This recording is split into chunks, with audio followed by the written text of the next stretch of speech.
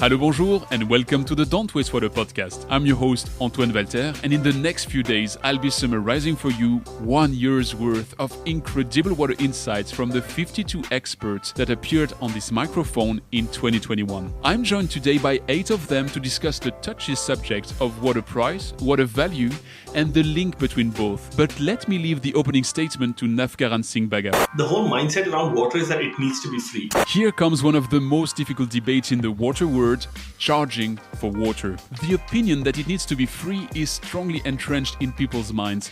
It is relatable, yet also debatable. People aren't used to water bills. Till about 20 years ago, anybody in India, in any city, can just dig a bore well and kind of get your own groundwater source. Here's the catch. If pure and wholesome water is available in sufficient quantity for everyone by just digging a hole, then there's no point in charging for water. The problem is that this is not or no longer the case for two main reasons. First, water scarcity is on the rise, a topic we will review in a separate deep dive.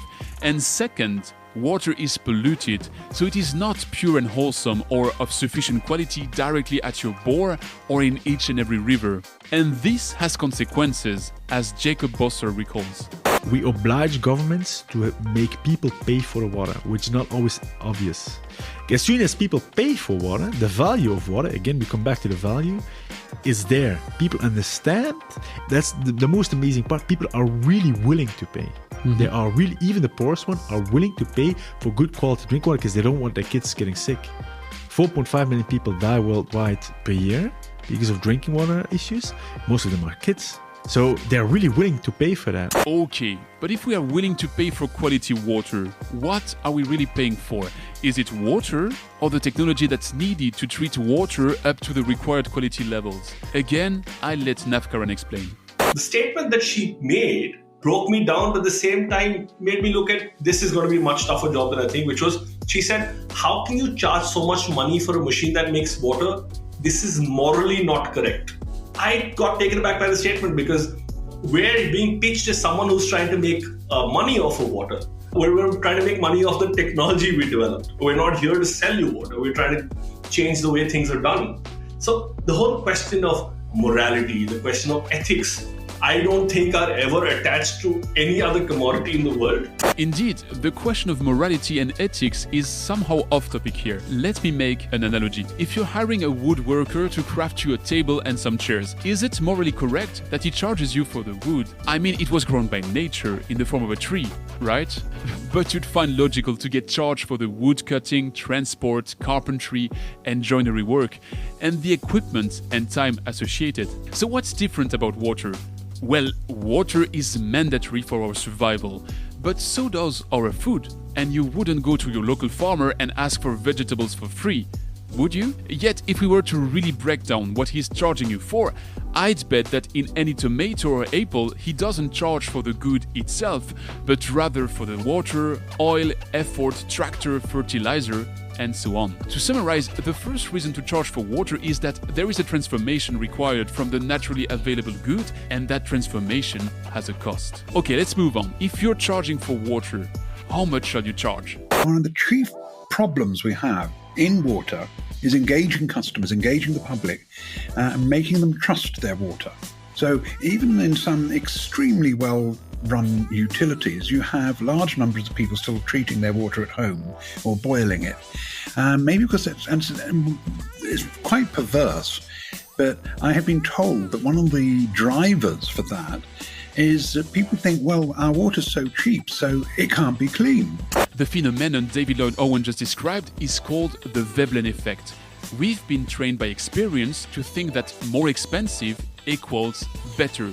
So if something is offered for free or too cheap, we tend to undervalue it. If you recall Singapore's experiments with water reuse, another deep dive we'll make shortly, stay tuned, they had trouble having people adhere to reused water as long as they offered it at a discounted price. But as soon as they almost doubled the price tag, a full population jumped on the bandwagon. Now it was expensive enough to be trusted. You see, there's a practical reason to charge for water. It is not directly available in nature, ready to be consumed. So there is a technical effort involved, which has a cost. But there is a psychological reason as well. People won't trust the water you deliver them unless it has a price tag that makes it believable. Yet, there's a key thing to remember about water, as Jacob Bosser recalls. Drinking water, even more than just water, is a very political product. I sell an idea of having drinking water available for everybody. And that's also what you have to sell when you talk to governments.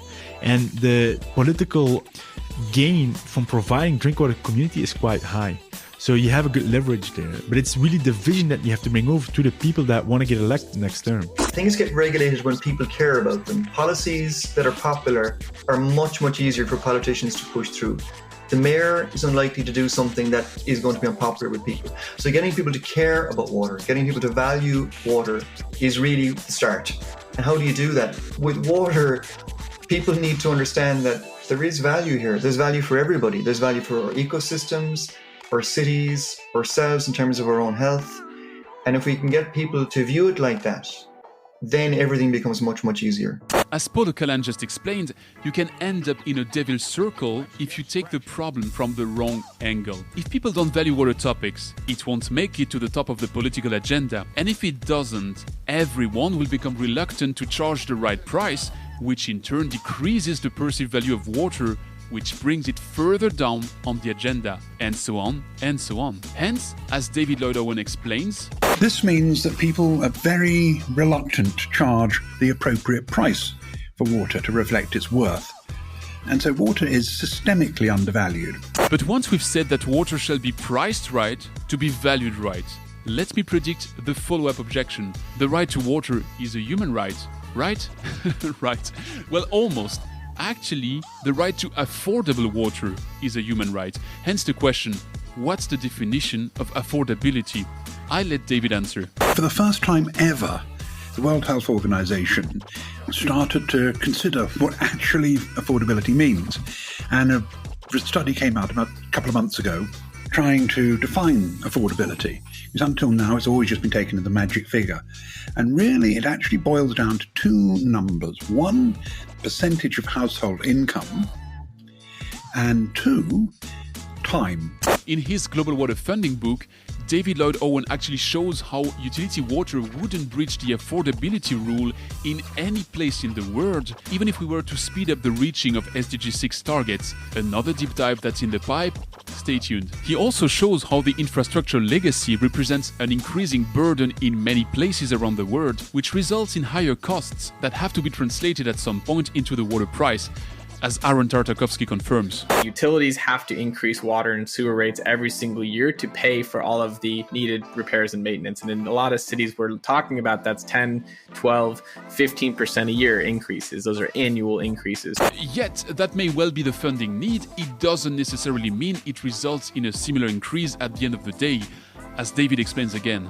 There's one thing which is a proper tariff, and then there's the other tariff which the politicians might allow you to charge. Nicolas Leravello actually made the best of all summaries for everything we've covered so far. That's something I read about the water valuation. It needs to be low enough to make sure everyone can access it, and it stays a human right. But it needs to be high enough to make sure we don't waste it, and then we make sure we make as many drop counts. So that creates a big economic conundrum. So finally, what's the limit? How high could water's value go, and what would it unlock?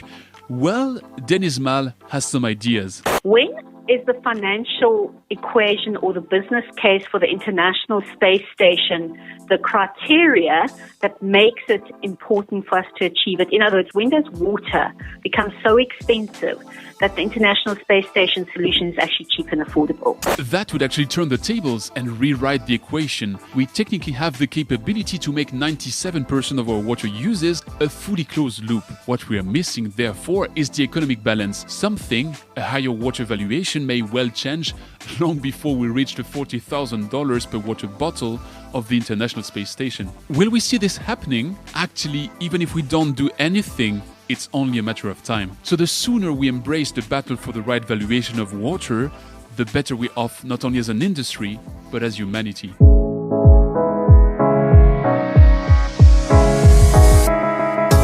Did you like this deep dive? Then tell it to your friends and colleagues and share that episode. Valuing water is a team sport, so the more we are to push the message, the better our chances that it gets picked up. If you'd like to further explore the topic, listen to my full interviews with each of the experts featured in this synthesis. All the links are in the description. And if you haven't done it yet, make sure to subscribe to the podcast on your favorite platform so that you don't miss the next leg in our journey, which will be about water reuse. Thanks for listening, and I'll see you next time.